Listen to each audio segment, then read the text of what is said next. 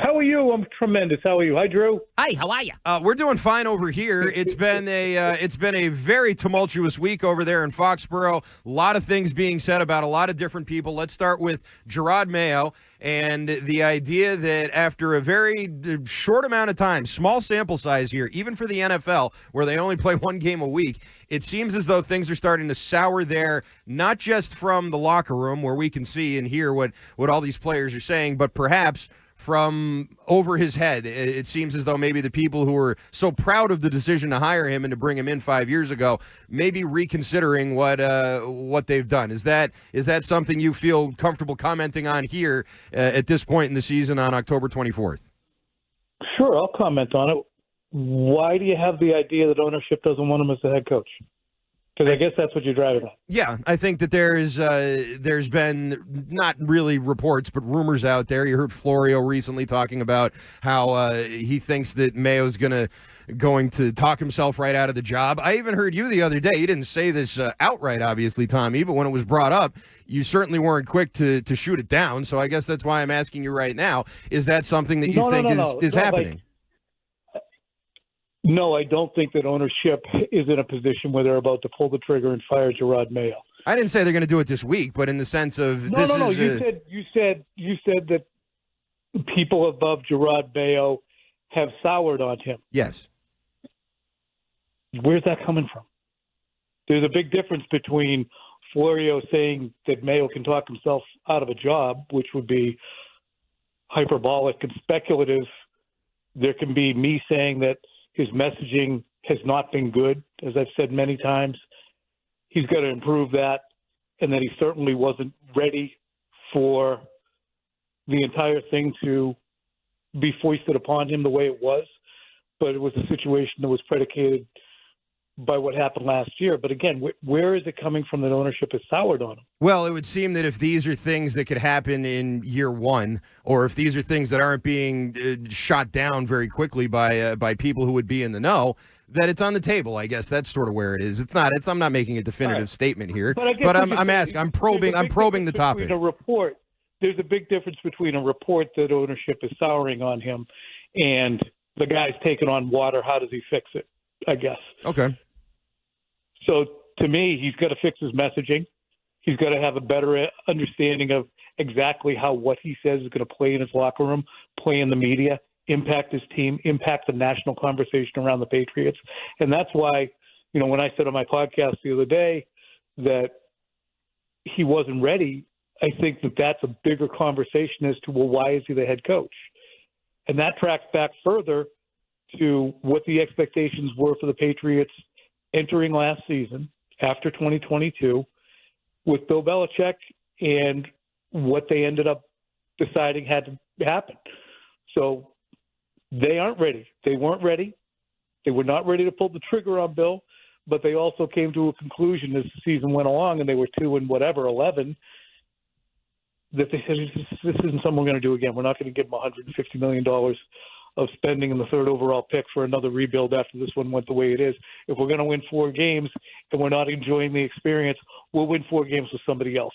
It's basically what it boiled down to. Okay. So that's why when I say not ready, they didn't have an appreciation for how bad a rebuild year with a first-year head coach, a litany of injuries, first-year coordinators, et cetera, might look.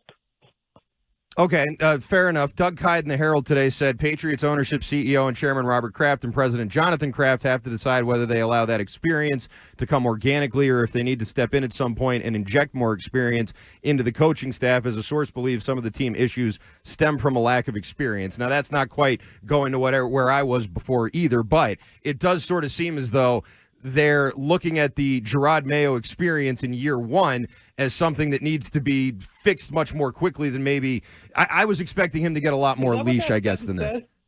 What? I don't know. I just don't think that sentence says that.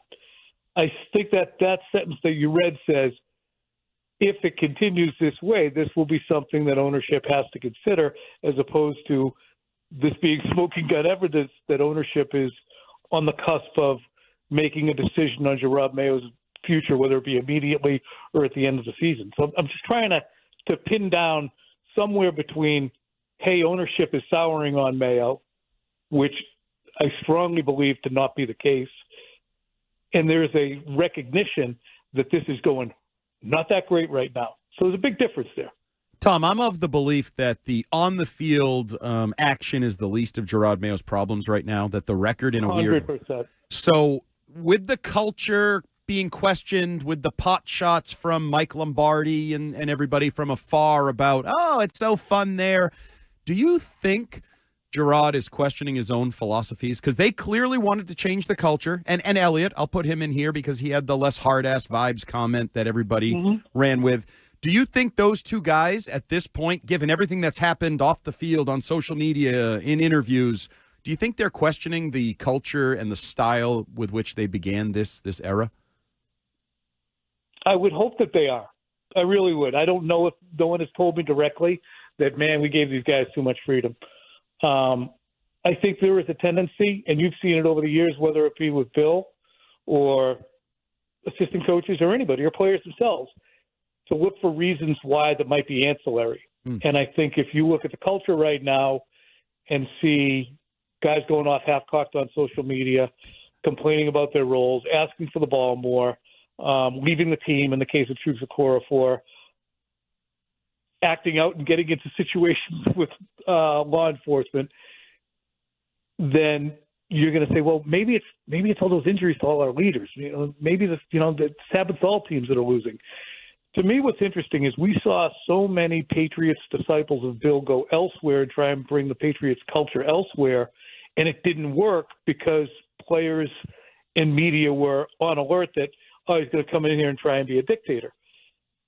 Now you have, in the Patriots organization, they wanted to keep one foot in the past with the tradition and the ethos, but they wanted to move forward to a kinder, gentler, more open and permissive culture. And right here is where it's gone the other direction, where players are acting out and the losses mount, and the ability of guys to say, well, if we're just going to be losing anyway, I probably should be out for myself. And that seems to be the issue with KJ Osborne, for instance.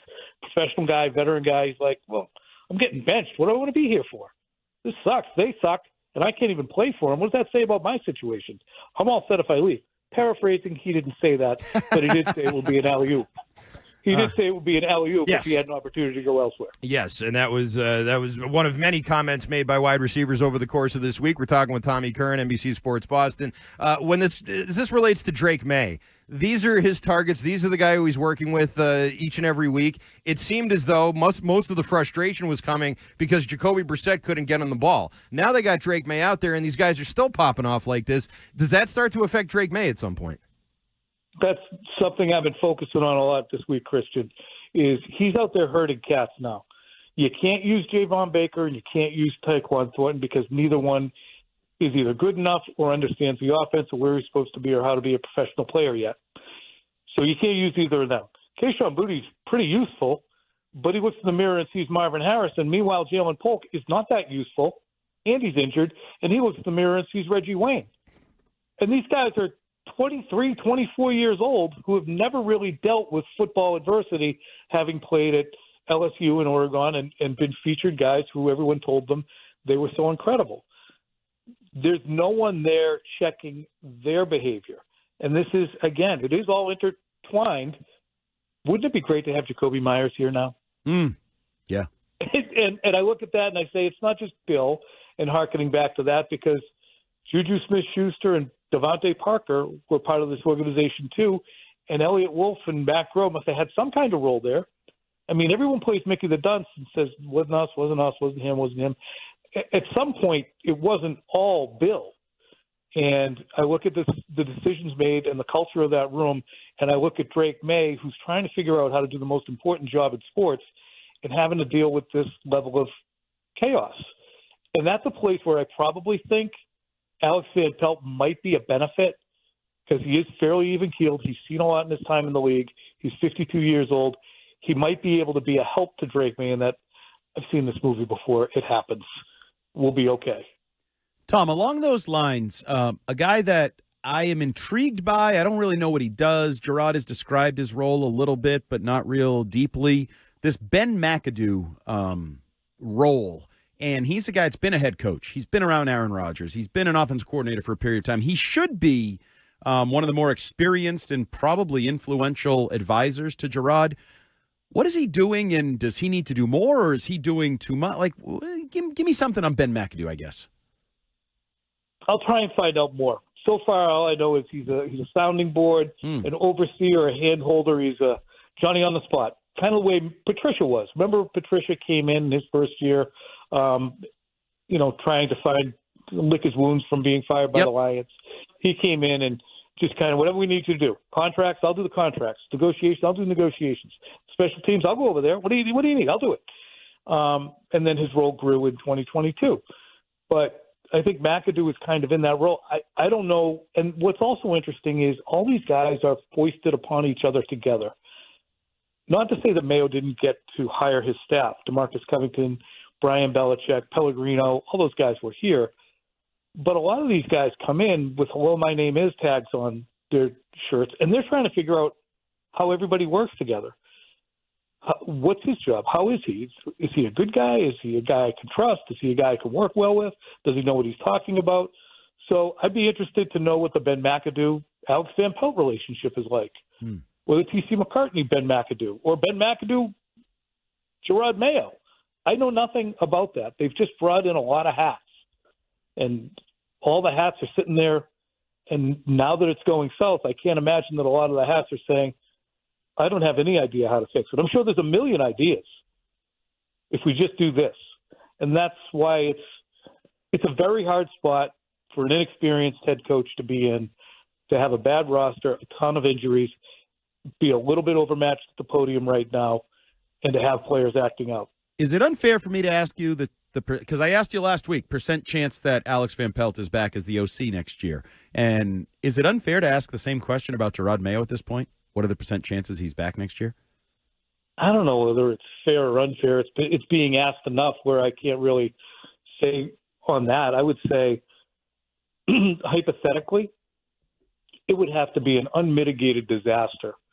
And the mutinous aspects that were referred to 3 weeks ago would have to be in play. So we're not even talking wins and losses. We're talking how does it look at the end of the year. I mean, isn't that what it looks like right now? Is it not a disaster now? Yeah.